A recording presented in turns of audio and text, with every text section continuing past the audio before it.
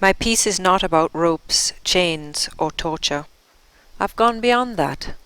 I wanted to create a sculpture that communicates transcendence, reverence, strength and unity through our procreators, man and woman, all of which comes when the mind is free.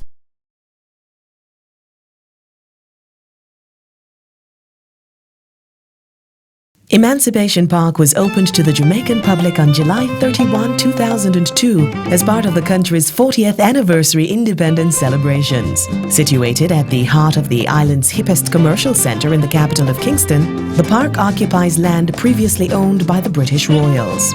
Its clean, classic design, replete with spill fountains, a concert stage and a jogging track, has attracted people in droves ever since. In the year the park opened, an art competition was organized by the Jamaican government in collaboration with the National Gallery of Jamaica and the National Heritage Trust. The theme was, naturally, Jamaica's emancipation from slavery. 16 anonymous entries were analyzed by a panel of experts, which included Dr. David Boxer, the National Gallery's chief curator, and Professor Rex Nettleford, Vice-Chancellor of the University of the West Indies. The winning design was created by Laura Facey, and the artist was subsequently commissioned to finish the monument by Emancipation Day the following year.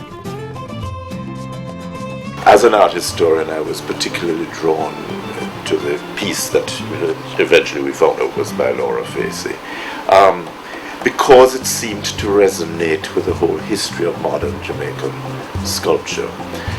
You know, one could see in it the development of that upward searching image that one knew through Edna Manley's Negro Rose, through Christopher Gonzalez's Mannerism. There's a whole line of sculptures that deal with this thing of union between man and infinity, or a God, if you wish.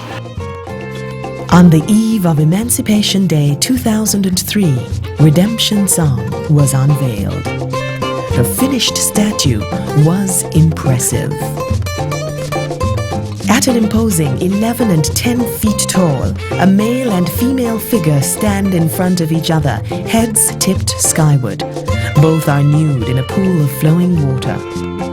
The effect is reminiscent of what could easily have been one of many scenes taking place across Jamaica on that first Emancipation Day, as the news of Queen Giwe Free spread like a field fire. The experience of emancipation, though shared by all, is also deeply personal. Laura experienced freedom while recovering from some of life's challenges. She used prayer, meditation, and the power of the mind. Thus, she resonated deeply with the words, "None but ourselves can free our mind." First spoken by Marcus Garvey and later sung to fame by Bob Marley, those words were part of the inspiration for the monument. For the making of the sculptures themselves, Laura started out with 2 large blocks of styrofoam. Moving from a chainsaw to a wire brush, she hewed first a rough, then more detailed version of the figures. Successive sandings with rougher to finer sandpaper eventually brought the styrofoam figures to completion. The next stage, the figures were moved to the Caribbean Casting Foundry in Kingston and cut into a total of 69 pieces using an electric hot wire. Sand mixed with a special resin was pressed against the styrofoam pieces to create molds. A 1/4-inch layer of plasticine was pressed into the molds, then backed with more sand and resin. The molds were pulled apart and the plasticine removed.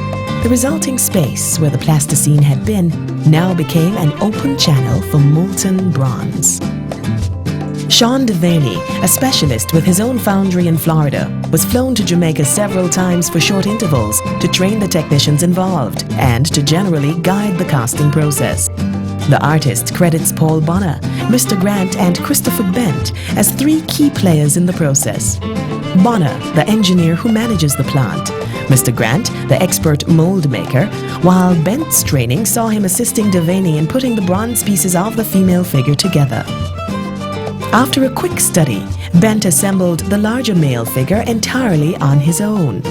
With painstaking precision, each piece of bronze was aligned, welded, ground, blended, and then sandblasted. Sandblasting removed all the grease and grime accumulated during the labor-intensive casting process, leaving the metal surface clean and ready to receive a patina, or simply put, the final color. It was, I would say, a tremendous effort, not only from the staff but also from the artists. Long hours was put in to get it right first time. The voluminous figures weigh just over 3,000 pounds. Their existence is testament to Facey's skill and determination, and a feather in the caps of some very special people at Kingston's Caribbean Casting. Caribbean Casting is primarily an industrial foundry, and while Redemption Song is not the first piece of art they've translated into bronze, it is certainly the largest. Then came the Dome. The dome was created after experiments with a miniature version. It was cast in 16 pieces. This manipulation of metal was again a highly technical procedure requiring great skill, a good eye, and a whole lot of muscle.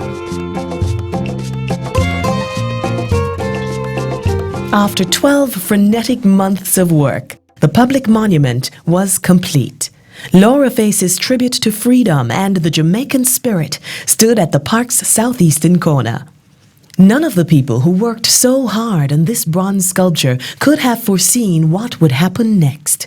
The public response was unprecedented. The flashpoint came at the unveiling. Singer Tony Rebel was slated to perform that night before a 40th anniversary concert audience that included Prime Minister PJ Patterson and the guest of honor Mrs. Louise Bennett Coverley, more commonly known as Miss Lou, and certainly one of Jamaica's last living legends. Instead of singing, Rebel opted to speak directly to the Prime Minister about his feelings on the freshly unveiled national monument.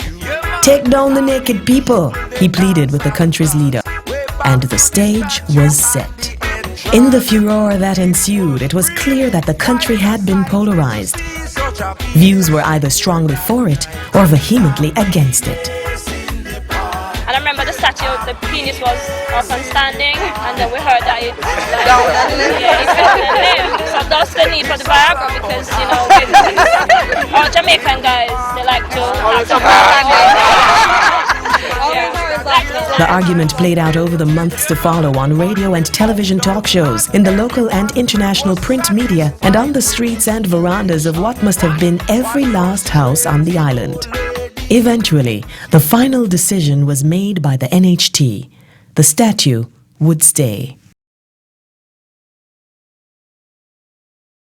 2005. People still flock to the park in copious numbers for a variety of reasons, most of which have nothing to do with the monument. When asked, many seem to accept Facey's interpretation, although there are still views to the contrary. It depicts you shedding everything that is foreign, it's shedding everything that has been given to you by strangers, so to speak, and you stand before God pure as you were created. When you're naked, it means one thing: you are a person. Clothes don't make you a person. You yourself make yourself a person. If Emancipation Park is an oasis, a serene jewel at the center of a bustling town, Redemption Song is a monumental piece of soul shining in the heart of a city. When the noise has all but died down, Laura Facey's sculpture will still be here, a beacon for future generations of Jamaicans, one person's vision of a country's spirit.